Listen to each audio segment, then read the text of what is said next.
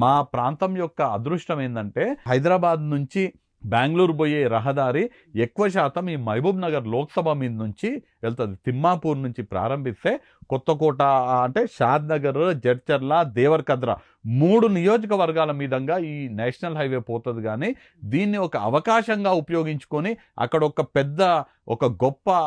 Industrial corridor ఏర్పాటు చేయాలనే సోయి కేంద్రంలో అధికారంలో ఉన్నటువంటి బీజేపీకి లేదు, రాష్ట్రంలో అధికారంలో ఉన్నటువంటి బీఆర్ఎస్కి లేదు. రేపు నన్ను ఎంపీగా గెలిపిస్తే ఇక్కడ ఉన్నటువంటి రాష్ట్ర ప్రభుత్వ సహకారంతో కేంద్రం నుంచి తీసుకురావాల్సిన నిధులు, అనుమతులు తీసుకొని వచ్చి ఆ ప్రాంతంలో ఉన్నటువంటి ప్రజలకు పెద్ద ఎత్తున ఉద్యోగాలు వచ్చే విధంగా ఆ యొక్క హైవేని నేషనల్ హైవే ఏదైతుందో ఒక ఇండస్ట్రియల్ కారిడార్గా తీర్చిదిద్ది దేవరకద్ర, జడ్చర్ల, షాద్నగర్ ఈ నియోజకవర్గాలలో ఉన్నటువంటి నిరుద్యోగ సమస్య తీర్చడానికి